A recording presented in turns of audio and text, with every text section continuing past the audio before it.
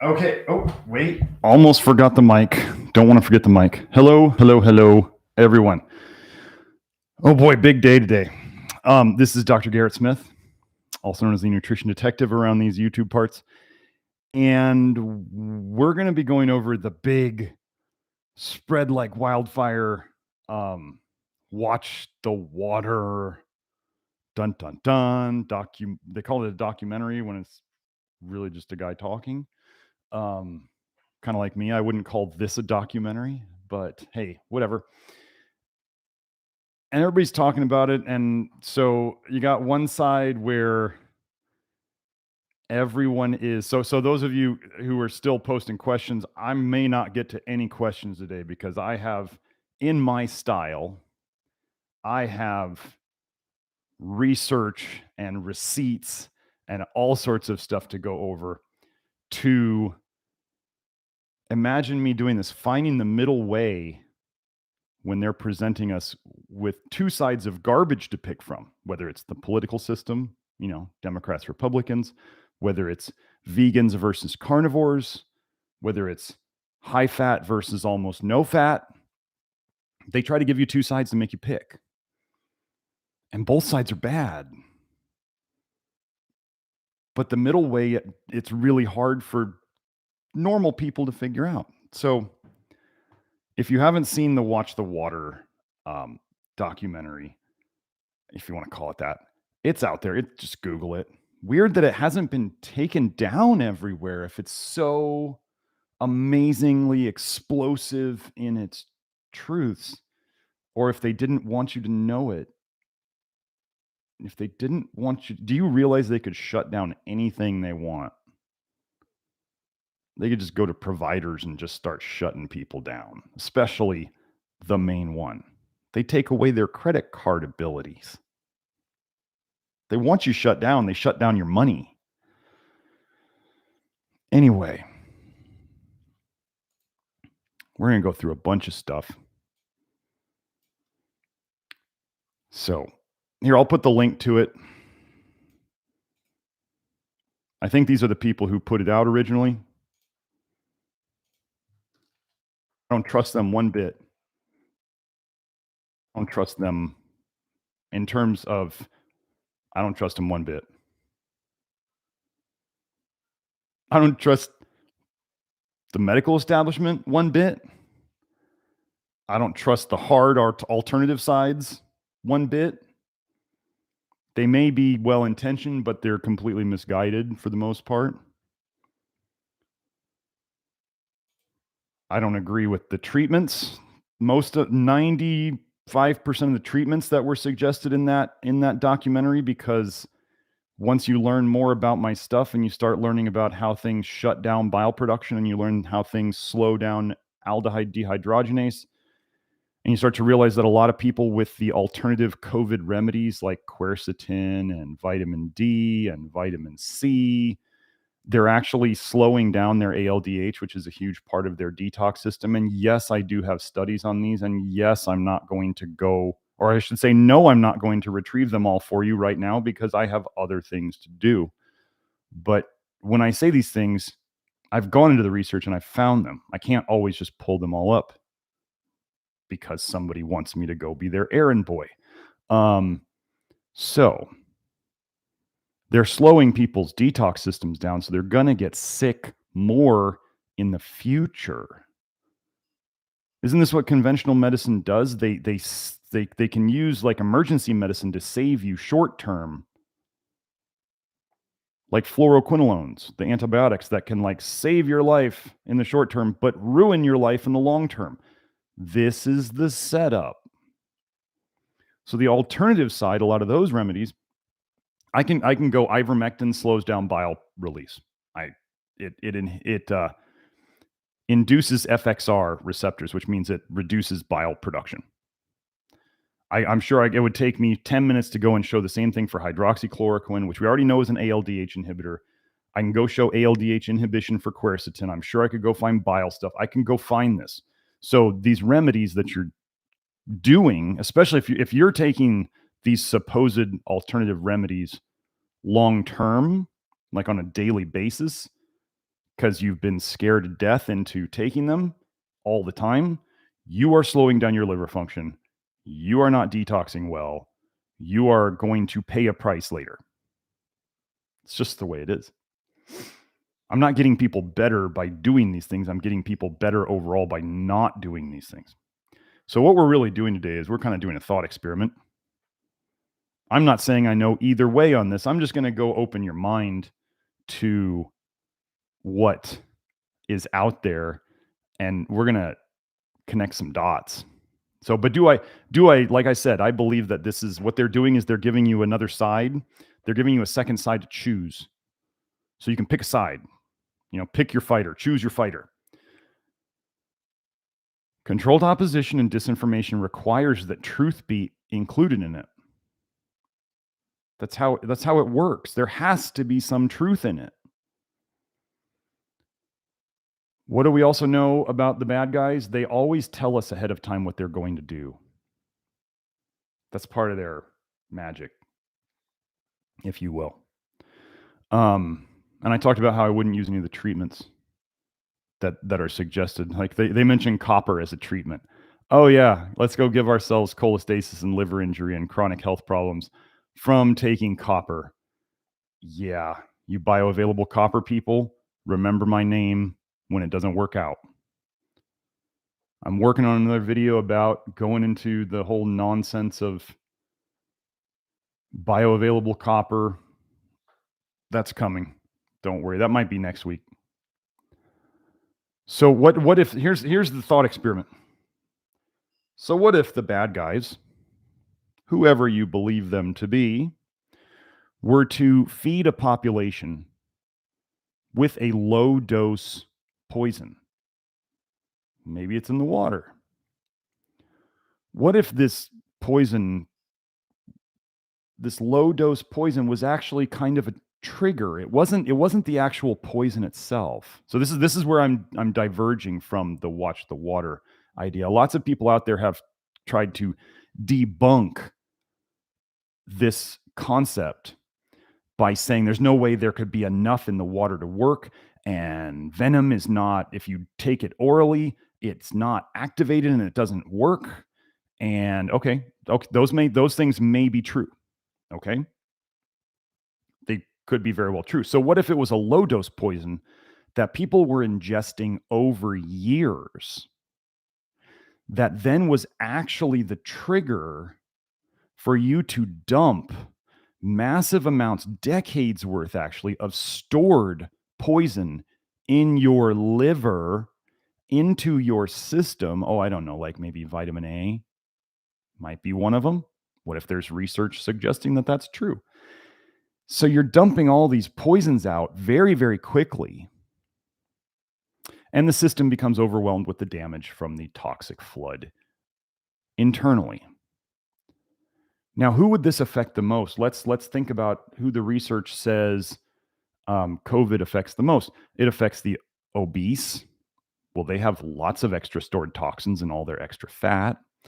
It affects the older people are, the more it affects them. Well, they've been around longer, so they can absorb more toxins. And as they aged, their detox system slowed down. And so they've had longer to both accumulate toxins and longer for their detox system to slow down. And then the sicker people are, the more comorbidities they have, the more diseases they have, the worse off they did. I hope it seems obvious that the more diseases a person has, the more toxic they are. So these are signs, all of these signs of people having bigger trouble is signs that they are deeper in toxicity. Okay, so they have deeper stored toxicity. So if you were to trigger the dumping of these poisons in a very rapid fashion, those would be the people who would have the most problems.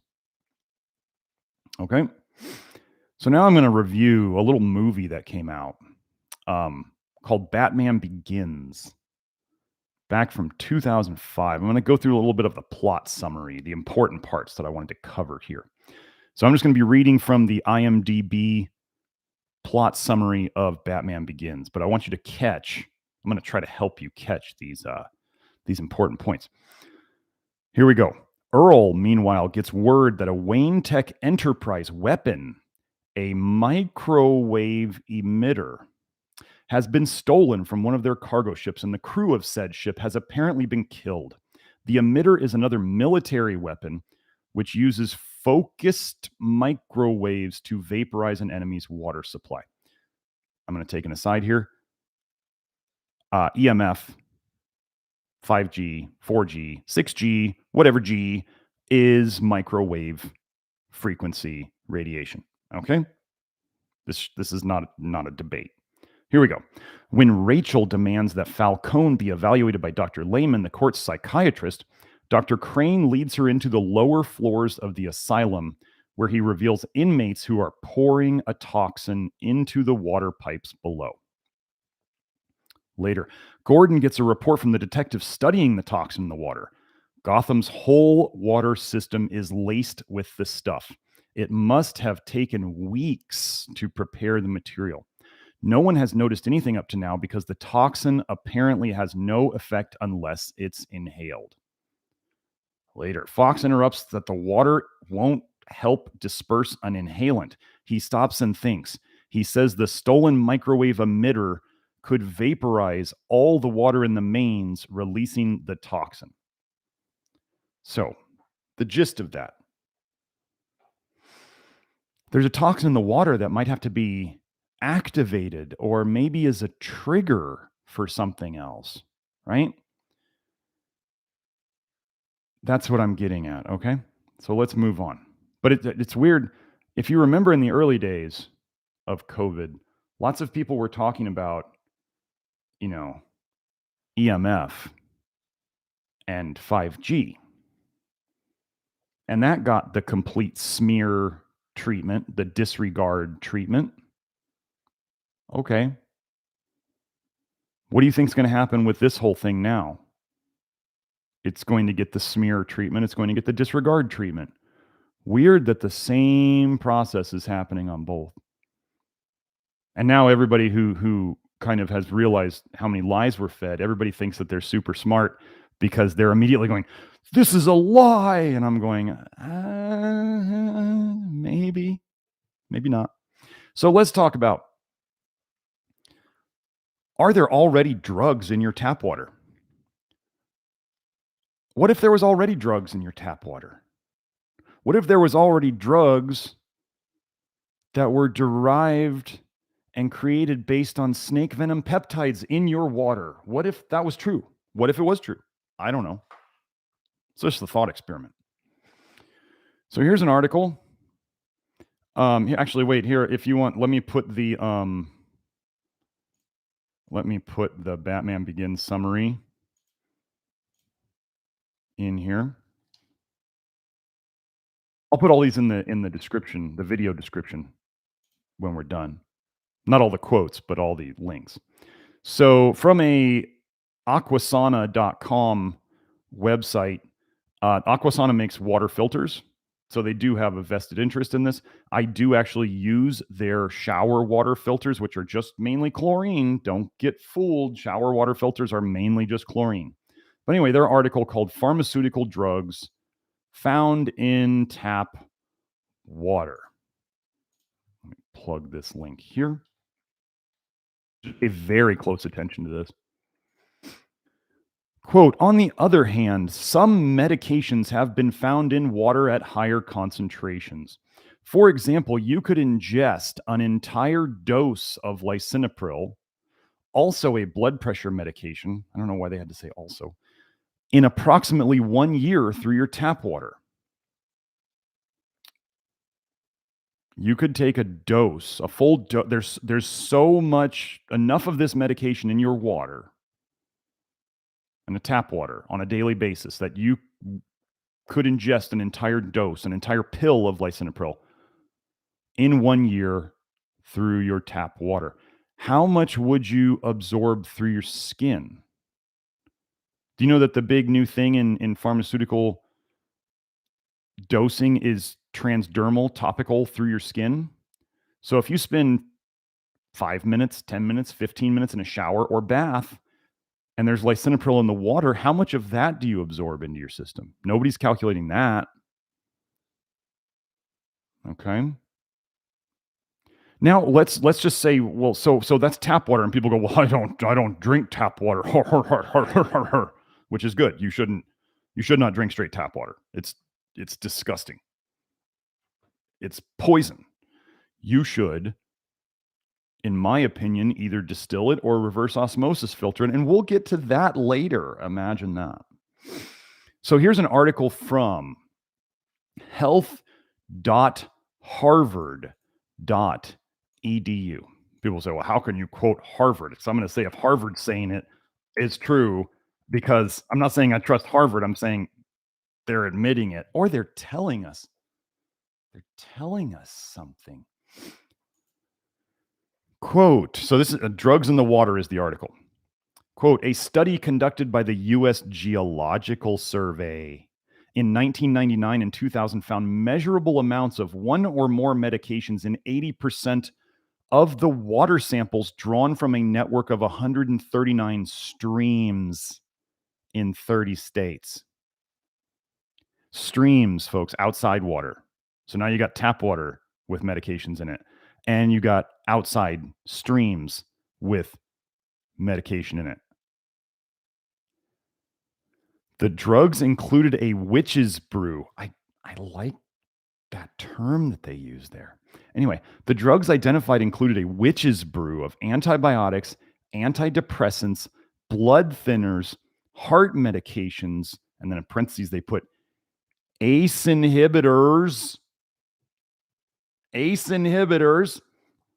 Lisinopril, calcium channel blockers, digoxin, hormones, including estrogen, progesterone, testosterone, and painkillers.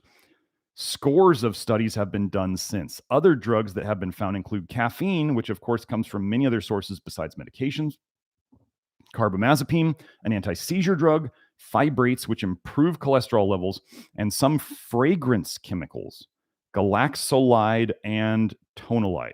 That's the end quote. Okay, so ACE inhibitors, lisinopril, very important. Keep that in mind. Outside water, inside water. So if it's in the outside water, do you think it's going into your well water? For those of you who think well water is protecting you, where do you think spring water? I mean, where does that water come from? From the ground. You know, it's the groundwater.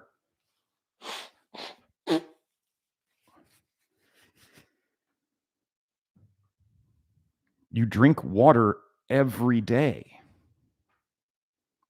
So these small doses add up. They don't have to be here's the problem with most people out there in toxicology land is they actually think because science only talks about acute megadosing hurting people, and they want it to be very cause effect, like, oh, you started taking this medication 2 weeks ago and now you have this problem. Okay, it's the medication. But they don't say, oh, you've been taking this medication for 2 years. Oh, now your liver failed. Oh, it couldn't have been the medication. You've been taking it for 2 years. That's the dumbest thing I've ever heard of. Here's a saying I like to use. My car worked just fine until it broke. For all the people who are like, well, I've been taking vitamin A for years. Hadn't hurt me yet. Oh, but I got cancer. Like, I mean, geez. It's an accumulative toxin. It accumulates in your system. That's how it does its damage.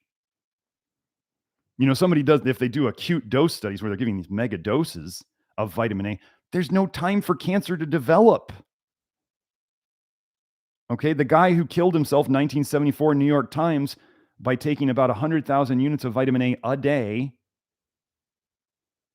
and drinking a gallon of carrot juice a day for 10 days killed himself. He didn't develop cancer in that time because there wouldn't have even been enough time if that was going to be something that happened to him. But for those of you out there who are like, well, I would never do that. I was looking at Paul Saladino's carnivore MD intake back in the day, and he was eating almost 50,000 units of vitamin A estimated from liver a day. Let's do that little math. 10,000 units of vitamin A a day. And remember, natural and synthetic are exactly the same. Research shows no difference. Retinol palmitate is the main vitamin A in liver. Retinol palmitate is the main vitamin A that's sold as supplements. They are chemically exactly the same. You have no argument that they're different in the chemistry world. You have no argument that they're different in their effect on the body. Go watch my video about how natural and synthetic vitamin A are exactly the same. If you think they're different, present me evidence, research evidence, because they're not different. So he was eating 50,000 units a day. Well, this guy was taking 100,000 units a day in 10 days. 50,000 units a day would only take 20 days to get there. Now, Saladino does a lot of sun exposure, which does actually break down some of the vitamin A in your skin. So he had that. But I mean, a gallon of or a carrot juice a day. Let's just say somebody was making 8 ounces of carrot juice a day. 8 ounces, that would be what, 16 glasses of carrot juice in a gallon, 10 days. So that's 160 glasses of carrot juice. So that'd be basically about 6 months of 8 ounces of carrot juice a day. 20 days of liver, 160 days of an 8-ounce dose of carrot juice a day. You spread it out more, you have more time to get rid of it, so it takes longer to hit. But this is why people, you're getting poisoned with vitamin A slowly.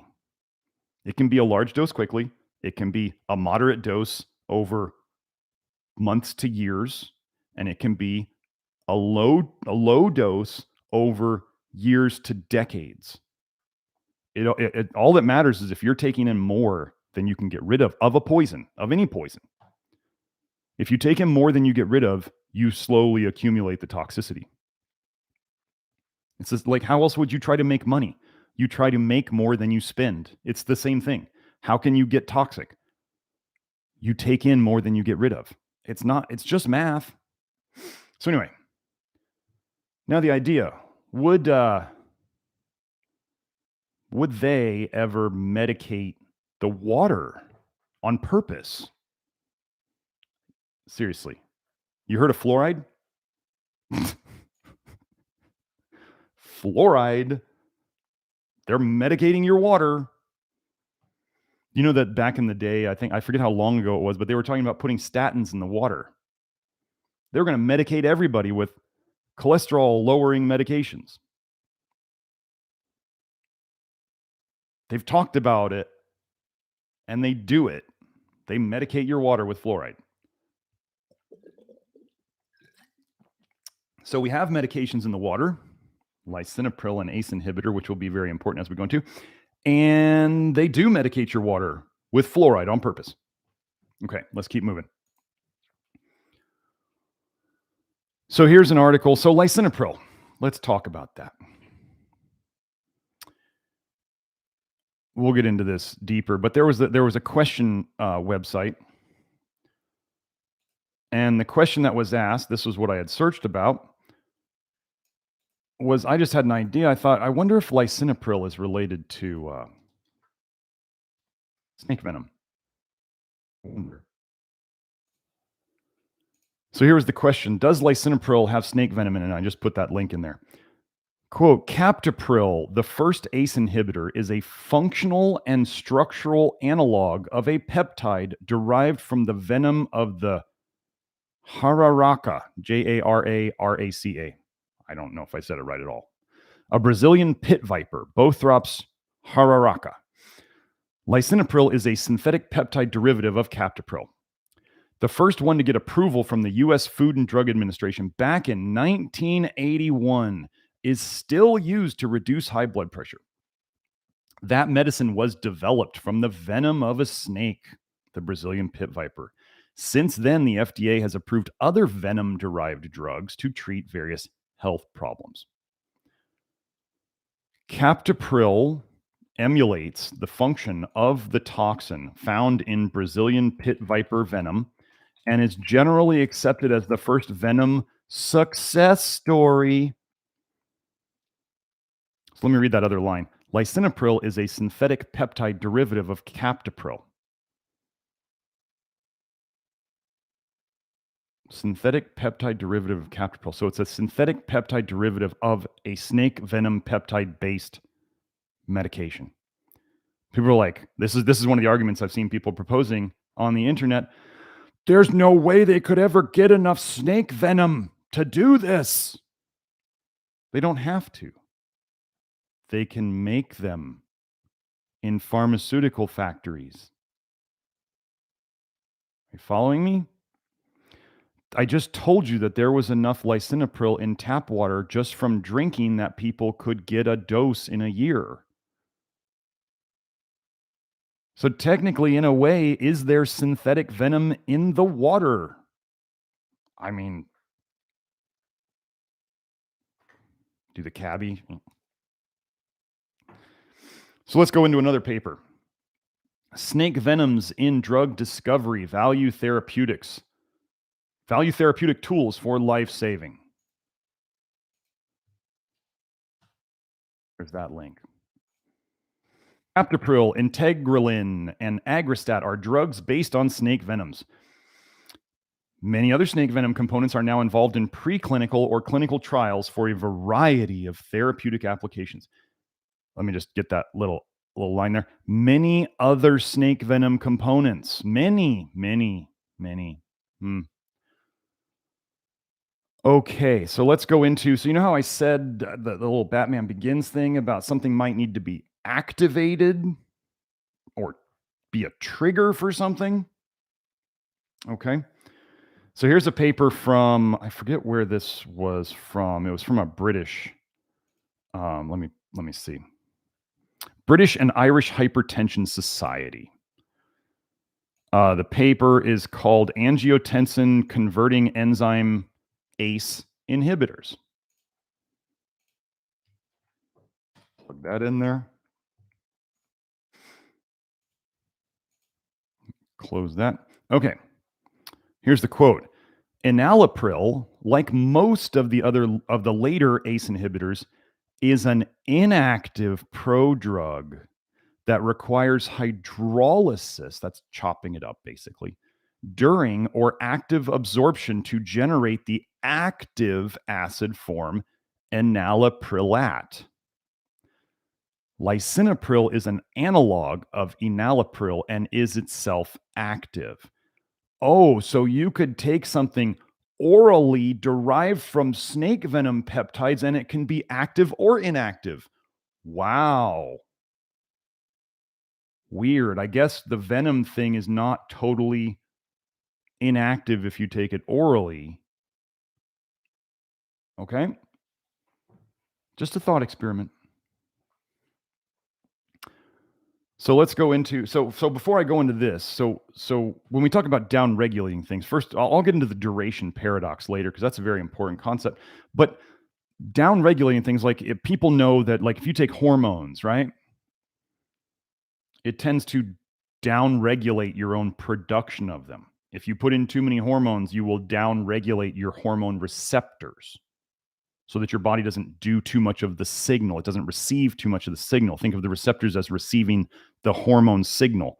And as you take more hormones, you tend to down-regulate the receptors so that your body doesn't get overwhelmed with responding to the signal. This is normal, okay?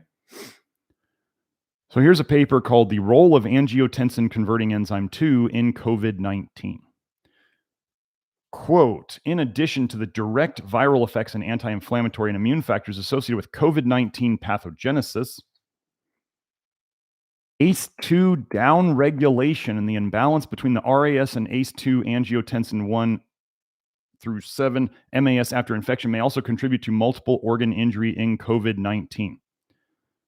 I don't know. I mean, what is the long-term downregulation, upregulation effect of ACE inhibitors in the water? I don't know, but I bet somebody out there has figured it out already. So now let's connect this further to, let's do more venom connections in this thought experiment. So what if I were to show you that there's research? Well, so let me back up first. Let me back up to the theory I got from Anthony Mawson, great man,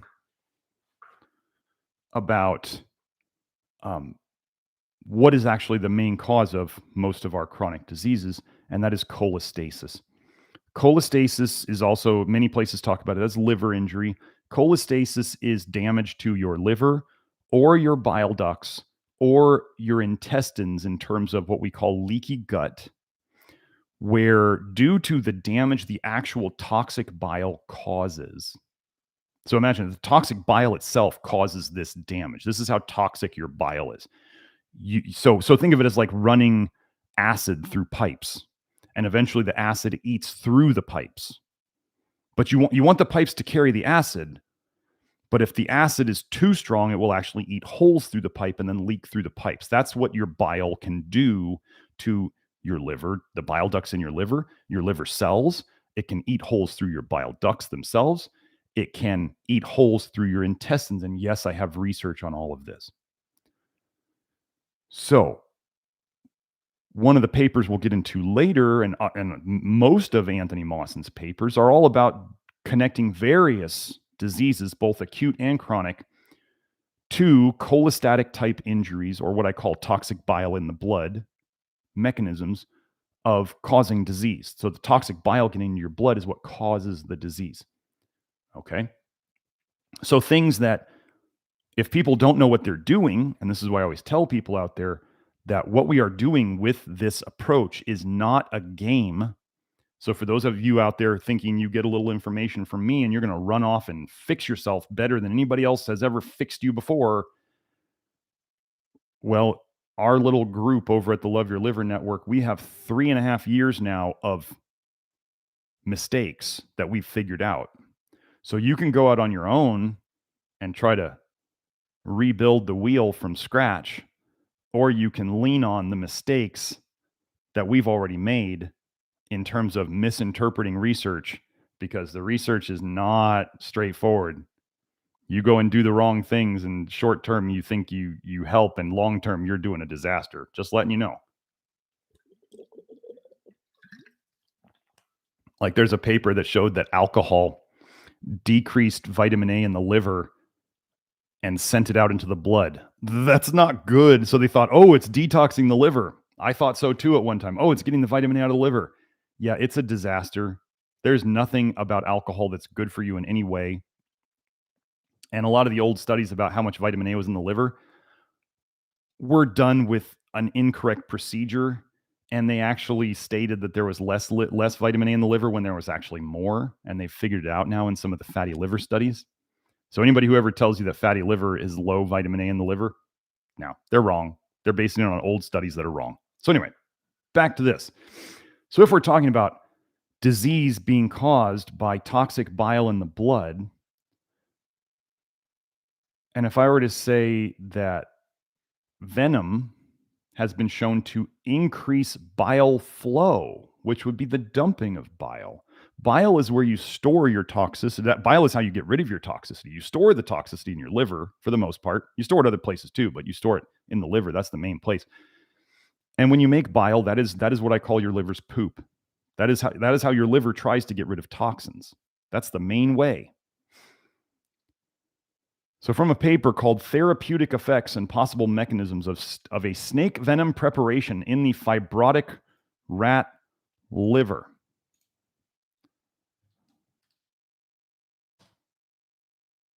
Just so you know, if any of if they were actually doing things right for the liver, hepatologists wouldn't be so like impotent with their treatments of people. Hepatologists, liver doctors have almost nothing that they can do with people. Because what are they going to do? Give them more poisonous meds? Or just tell them to stop drinking? And they're like, I stopped drinking 10 years ago. And the doctor's like, well, I don't know. Just I don't know. Get your things together and just wait for death, I guess. As opposed to us, we have a person who we've taken from stage 4 cirrhosis down to stage 2 within 6 months. Oh, maybe we know what we're doing. Anyway, so we have this paper. Did I put this in there yet? I don't remember if I just put this down there. ResearchGate. Yep. Okay. So here's a quote from the paper. The expression of mRNA levels. Where have I heard that before? Oh, The expression of mRNA levels in the 4 bile salt transporters showed an increase after venom treatment. Another part, it was concluded that snake venom treatment increases bile flow.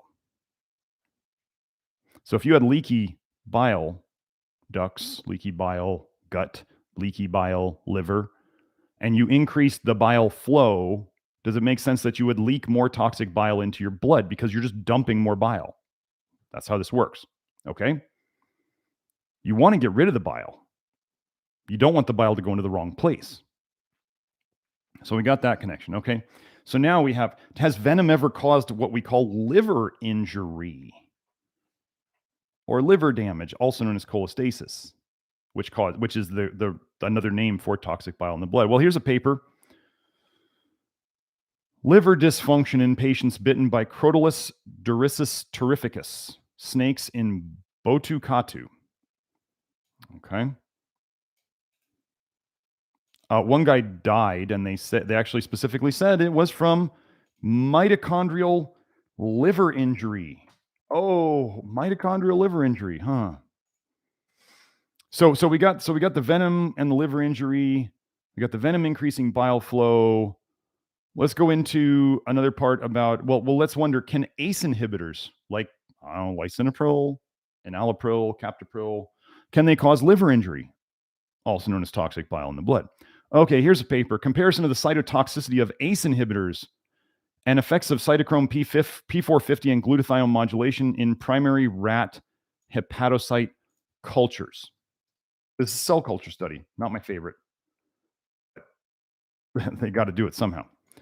Here we go. Quote, hepatotoxicity, liver toxicity, has been reported with angiotensin-converting enzyme inhibitors, ACE inhibitors. The mechanism of liver injury is not known. Or would they not want to figure it out? I don't know. I mean, it is like based on snake venom. I mean,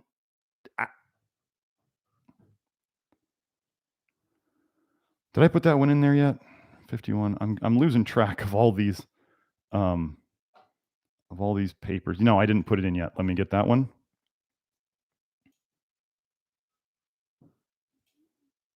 Wait, what? Wait. Yes, I got that one. Yes. Okay, let me get that out of here now so I don't miss it. So now let's say if we were looking at COVID, is liver injury associated with the COVID process? Could we connect that? So here's Anthony Mawson's paper. Brilliant. Liver damage and exposure to toxic concentrations of endogenous, that's from within the body, stored endogenous retinoids in the pathogenesis of COVID-19 disease. Hypothesis.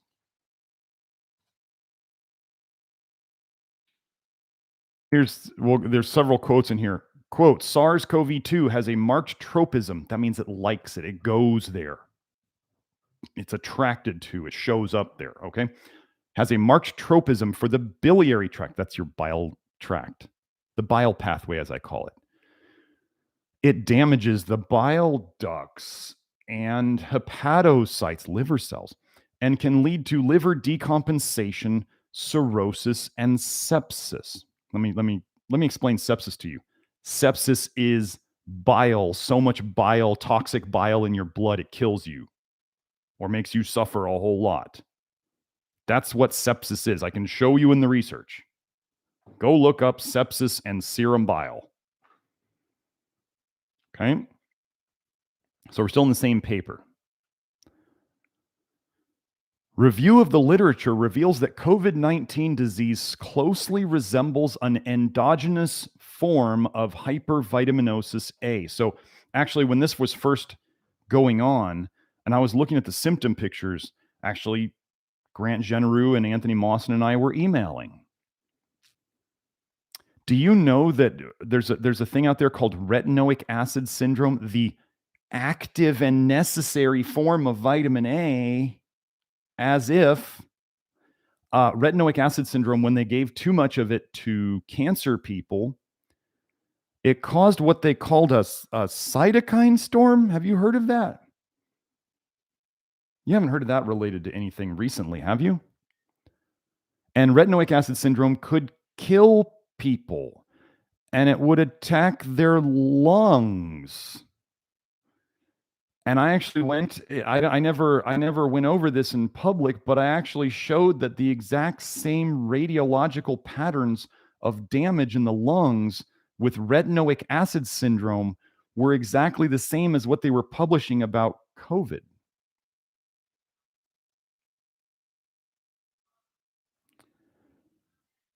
Okay, so closely resembles, and so Anthony Mawson and I we were discussing this, and it was exactly the same picture. Okay, down to the radiology.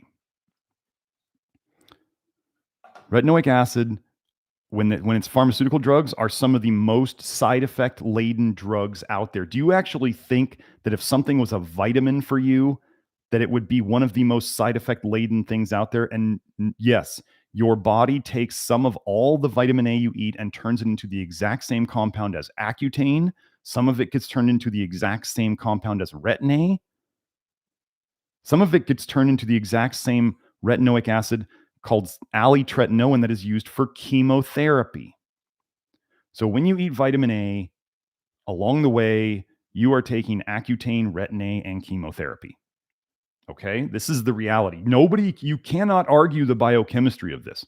You can only make weak arguments like, oh, they're not the same because somebody on a Weston Price website or a Ray Peat website said so. They made up bullshit.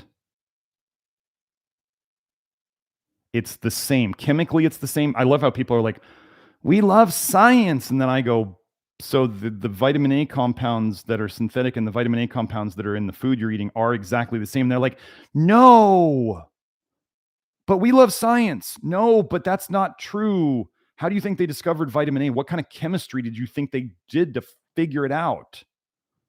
So if they say, we look at this compound and we say that's vitamin A, and we look at this compound and we say that that's vitamin A, and then people go, well, they're totally different in the body.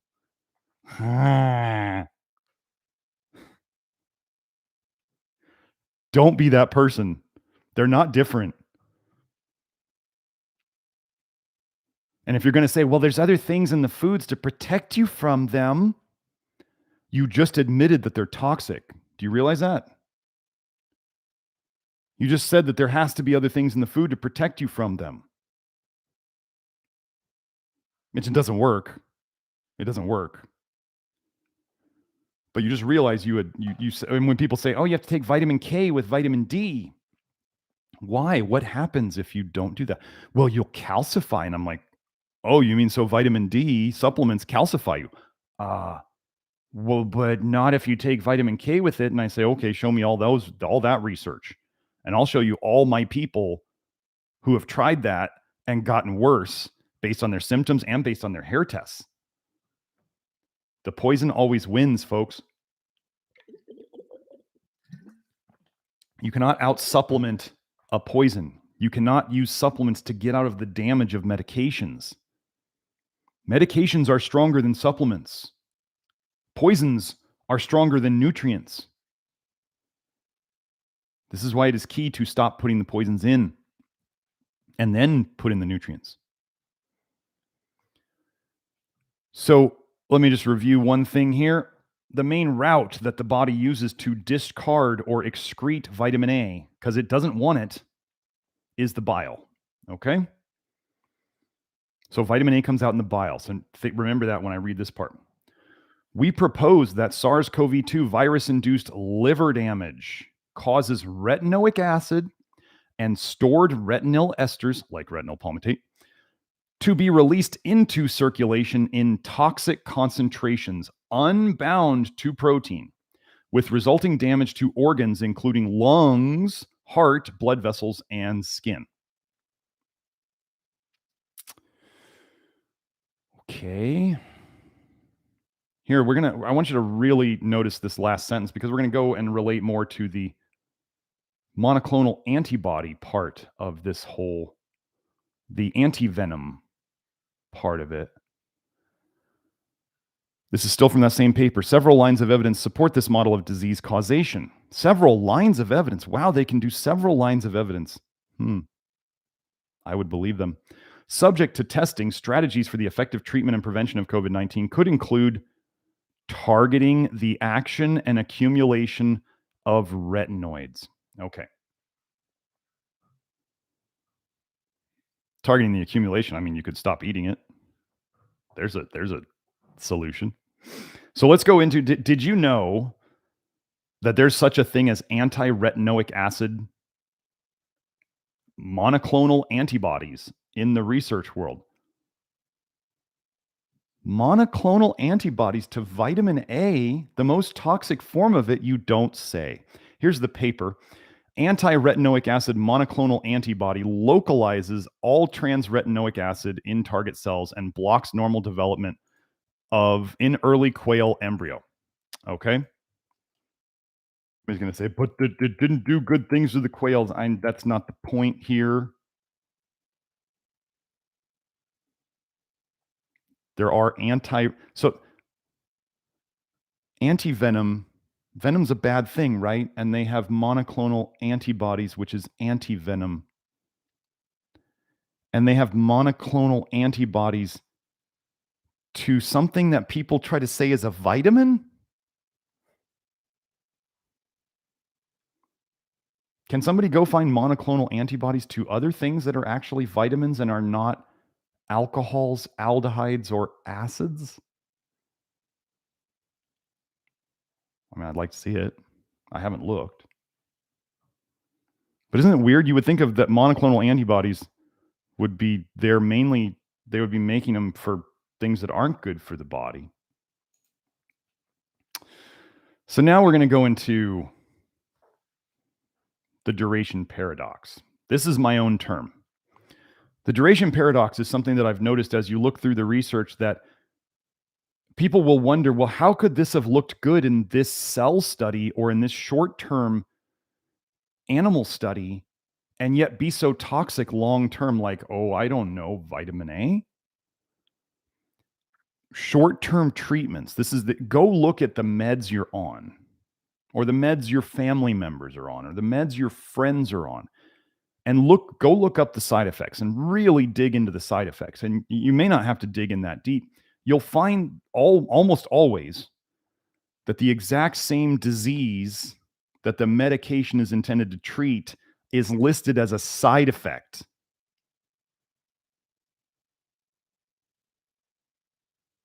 How does that work?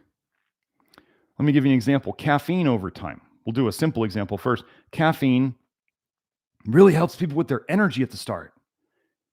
And over the years, they get more tired, right? So they had fatigue. They started drinking coffee. Ooh, they feel better. Later, they're even more tired. They're drinking a pot of coffee a day. Their sleep is garbage, and they have trouble having energy during the day. See what I mean? Okay, Viagra. I like this example.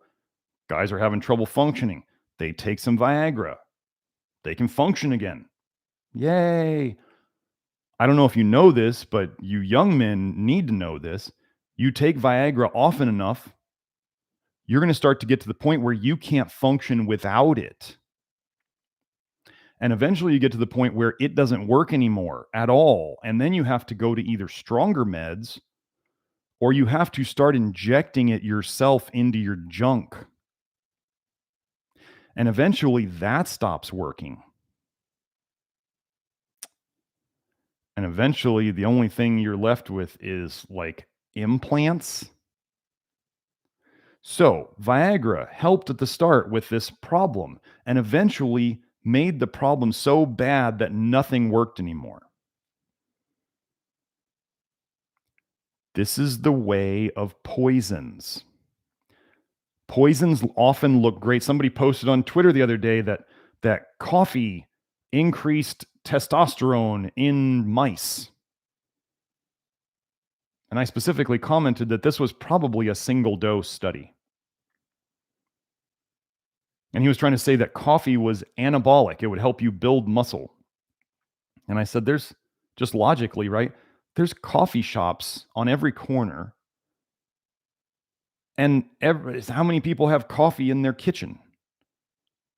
Is everybody super anabolic? Not quite. I mean, does it make sense that stimulants, things that make you run faster, let's think of other stimulants. Cocaine, methamphetamine, Adderall, do these things cause people to like get giant muscles and just get huge in a good way? No, people who do stimulants too long, they lose weight in a bad way.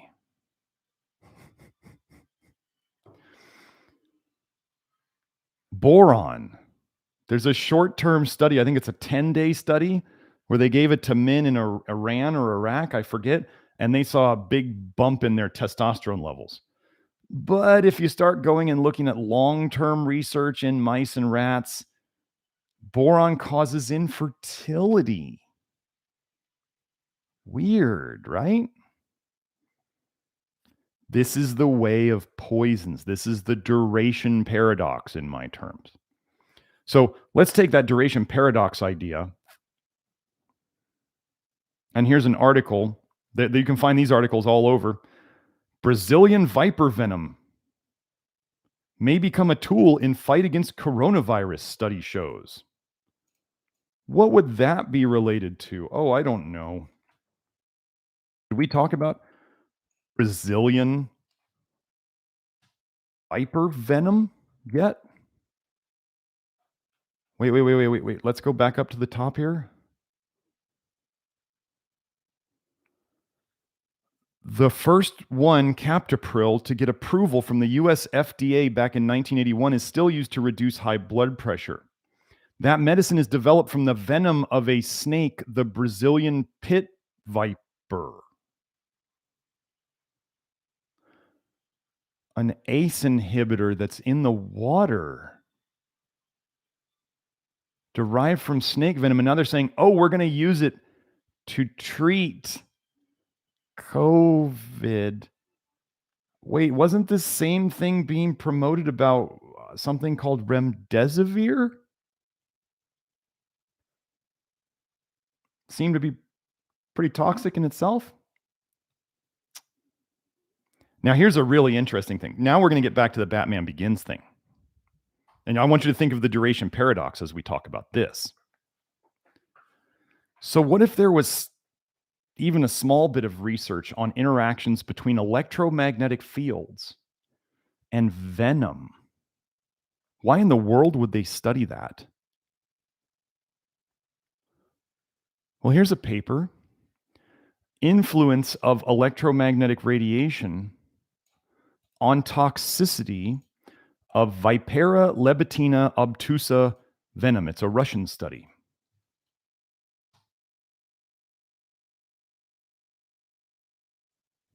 Now, so what they found out, if people are going to look at this and go, well, this isn't proving any point. It says, accordingly, snake venom with exposure to high intensity electromagnetic radiation is less toxic.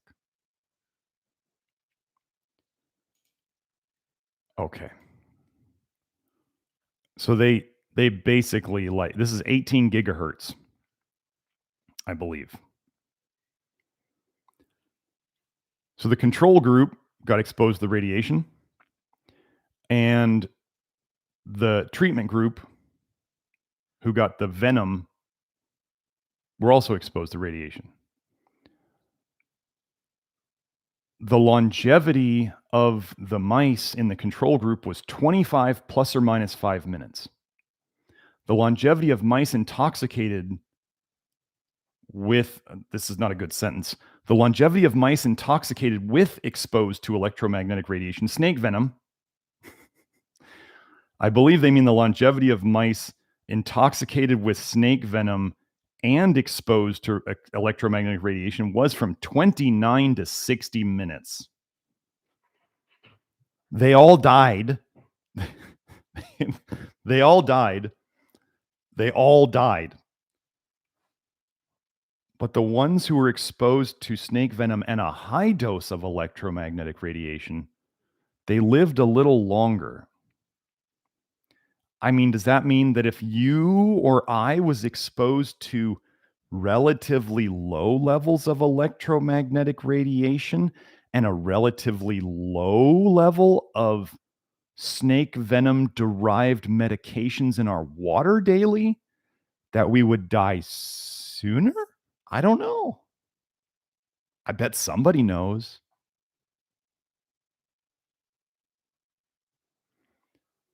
So, why would they study that though?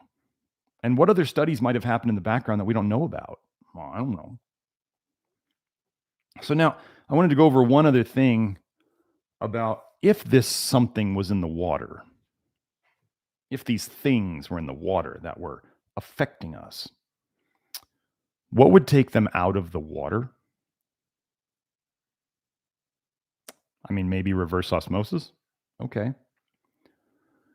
So let me show you. So this is if you search on the internet and you search for World Health Organization reverse osmosis. I'm going to put the link here that comes up in the oh, sorry, that's the title of it. Let me get the actual link. So the World Health Organization put out an article on their website. Everybody who wanted to badmouth reverse osmosis jumped on. Almost like, those websites where they talk about cyber attacks coming and then the cyber attack page on the website disappears. And then certain presidents talk about cyber attacks coming, but yet the organization that was trying to help prevent supposedly cyber attacks then takes that page down. This is a weird pattern, isn't it? So the article on, so what I'm going to put the other link where you can go. This was a DuckDuckGo search, which I'm not using anymore. I'm so done with DuckDuckGo. If you didn't know, DuckDuckGo just went further than Google in like suppressing information. Anyway, but a DuckDuckGo search, if you search for World Health Organization and reverse osmosis, there's all sorts of articles on all sorts of kind of like pseudo alternative websites saying reverse osmosis is bad. You shouldn't do it. Why would they tell us to not use something that reduces medications in the water? Because I'll tell you, reverse osmosis takes the medications out of the water. Oh, the minerals. Oh, the minerals. Oh, no, it takes the minerals out of the water.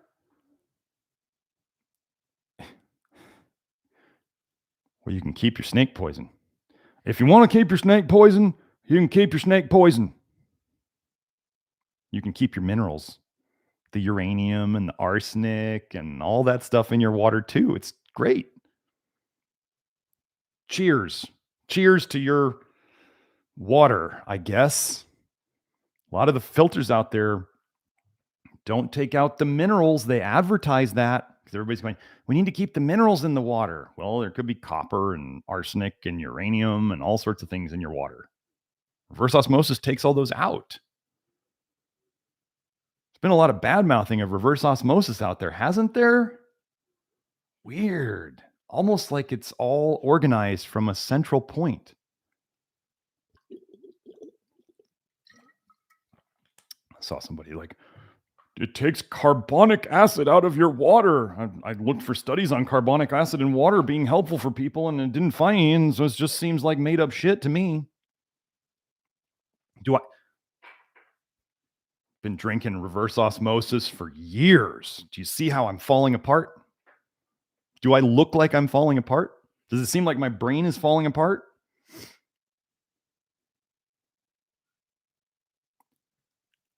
So that's basically what I put together. I put that together in the last 2 days, all of that stuff. Since the documentary came out, which was what, on Wednesday? Maybe Tuesday? Guess my brain's working okay.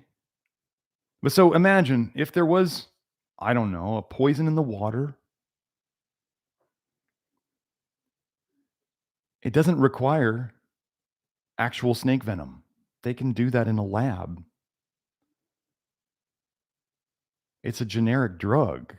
How much of it do you think they could make? How much of it does it actually take? How much of the trigger does it actually take? If it's just a trigger, if it's not the actual poison.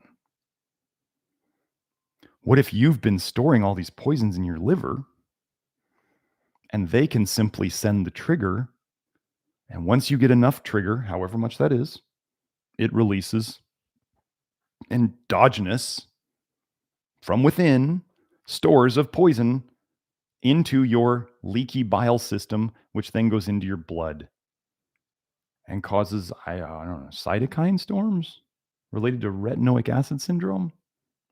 Maybe. So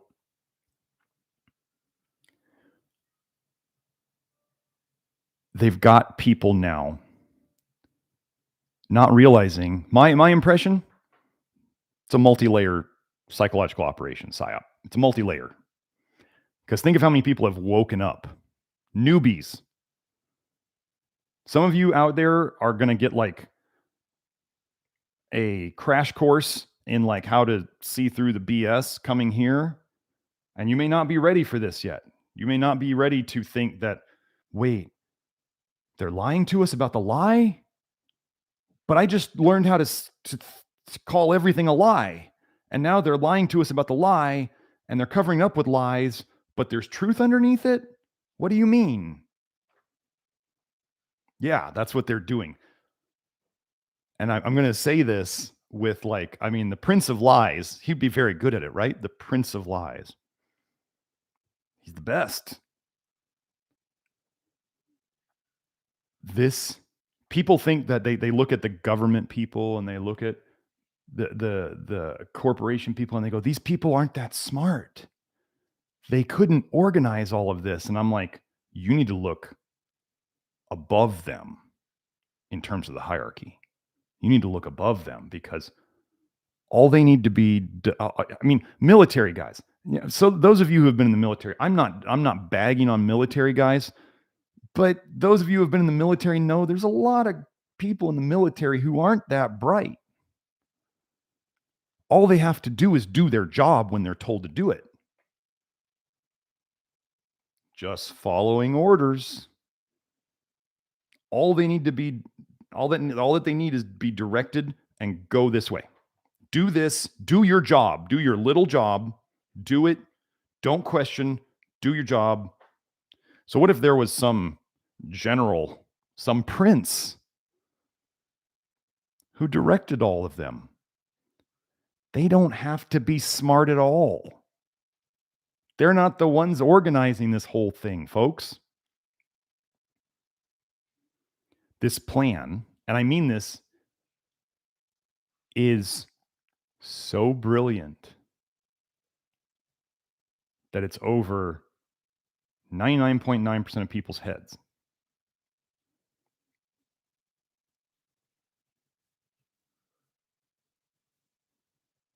Outrageous. I just look at it and I go, the design of this is amazing. And buying somebody's COVID supplements on their website is not going to get you out of it. It's going to make you more susceptible long term. Pharmaceutical, like people are sitting there, people who would have never taken meds are running to stock up on Ivor and Hydroxy, and they think they're like so smart, and you're just ruining your liver long term. All you do, what those things do is they shut down the bile dump. That's all they do. Can it work? Could it save your life in the midst of that? Yeah. Because it's the bile that kills you. So if you stop the dumping of bile in that acute situation, you stop the problem. But what happens eventually is the dam bursts. The dam can only hold back so much. And then as soon as the effect of that medication, I went over this. I don't know if I went over in this or if it was in my inner circle group. Once the medication effect wears off enough, so think about it. You stop up the bile. So now you're going about your daily life, probably still ingesting a lot of toxins. You normally would get rid of the bile through those toxins. Get rid of the toxins through the bile. So you just stopped up production. Let's say you reduced production of it by 50%. All of the time that's functioning to stop up your bile, you're storing more poison in your liver. That's called fatty liver, which modern medicine says may be affecting up to 40% of Americans right now, which probably means it's twice that. 80% of Americans. Wow, that would be a lot because we have 60%. In 2006, it was 60% of newborns being born with jaundice. Jaundice is cholestasis. 60% of newborns 16 years ago. 40%, up to 40% of Americans are said to have fatty liver. Does it sound like there's a toxin and liver problem? And no, milk thistle is not going to get you out of this. Milk thistle slowly makes you worse. Milk thistle's been shown to slow down detox enzymes, cytochrome P450s, if you need to be exact.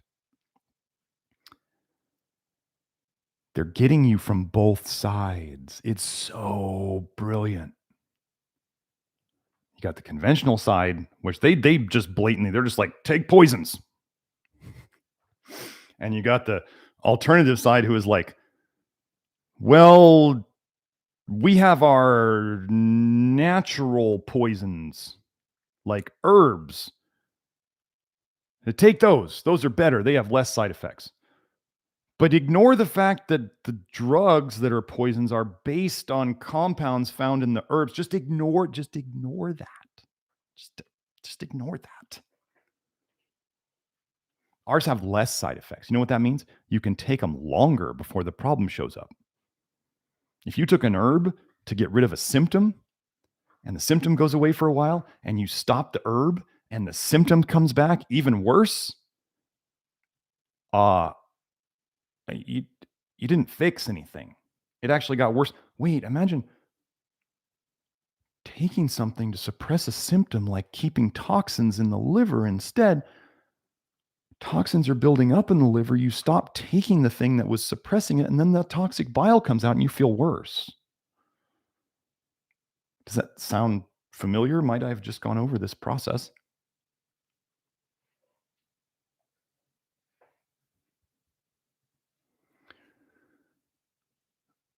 So let me just sum up. Do I trust this whole watch the water thing? Well, if you were listening to this whole thing, there's truth in it. I believe there's the potential for truth in it. And I hope you caught what that is here today. Are there lies in it? Of course. That's controlled opposition. That's what they do. That's disinformation. That's a psychological operation. And what are they trying to do? Everybody's going, they're trying to move us away from the solving it. And I'm like, y'all aren't getting any closer to solving it because y'all don't understand where the source of this problem is. It's in the liver. Weird they would call it a spike protein. It's really interesting. Like, they wouldn't call it a fang protein, would they? But a spike is kind of like a fang. Words are everything. Like spikes? Oh, I don't know. What's an animal that has two spikes that's going to bite you with and put venom into you? Where was that one? Did I forget to read that one? Hold on, let me find it.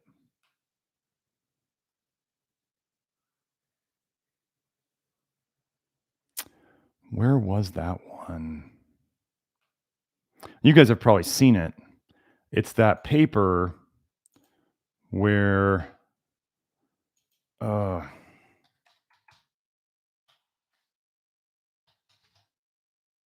me see if I can find it real quick.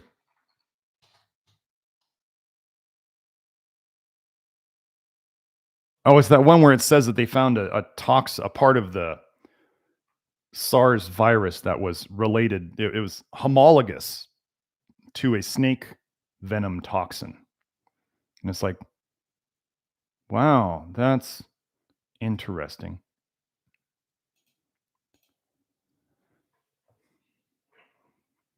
Am I saying that this is the truth? No, I don't know. Am I saying that all these coincidences are really interesting? So, technically, could we say, are there snake venom peptide derived toxins in your water? There's Lisinopril in your water. Snake venom peptide derived toxin in your water. Yes. Are the solutions proposed by the people selling you stuff based on this? Would I trust any of that? No. I mean, do they talk about zinc? Yeah. Do I use zinc? Yeah. Do I do it based on testing, not guessing? Yeah. Do I use the same zinc they probably do? No. Would I ever use copper or quercetin or high dose vitamin C or any of that stuff? Not unless I was trying to suppress the bile, suppress ALDH for some weird reason. Shutting down detox, I do that sometimes with people because they start dumping too fast. Yes, I do shut down detox on purpose, but I know what I'm doing. I'm not out there taking supplements and having people take supplements on a daily basis to shut down their detox system and shut down their bile production just in case they start magically having toxic bile dumping. Because what's going to happen? What do you think's going to happen when the supply chains dry up and your supplements aren't there? And then the effects you were doing on your liver to suppress the bile slow down, and you start dumping all that toxic bile you've been storing for months or years. You're going to be in a world of hurt. But is that part of the plan? That's why this is so brilliant. They get you on both sides. So anyway, that's enough for me today. My brain is a little fried from going through all of this stuff. Hope you all enjoyed it. Sorry I didn't get to any questions today. I will get to questions next week. Maybe I'll do all questions next week. We'll probably have a whole lot of new viewers next week. If you guys like this, share it. You know, if y'all want the truth to get out, or the potential for truth to get out, doesn't happen if you don't share this with people. So who knows if this will stay up? I don't know these days. We'll have to see. I didn't talk about any pokies, and I'm only quoting research studies. So we'll have to see. Anyway, I'm going to go do my inner circle, which is on my network where I go and answer questions about things like this, where I can answer in a more controversial way than I can out here. But yeah, if you guys are interested in learning more about this stuff and more of how we fix the liver, the Love Your Liver program is at nutritiondetective.com. We do have a couple of supplements now at the nutritiondetective.com web store. We got lactoferrin and keystone minerals. Those are fun. People are having fun with those. Make sure you go to the link on the lactoferrin to read about how to take it. And if you join the Love Your Liver network, you get, I believe it's a 10% discount on those supplements for being in the group. So anyway, hope you all enjoyed it. Have a great Friday. I'm going to go try to get my brain a little pepped up for the inner circle now.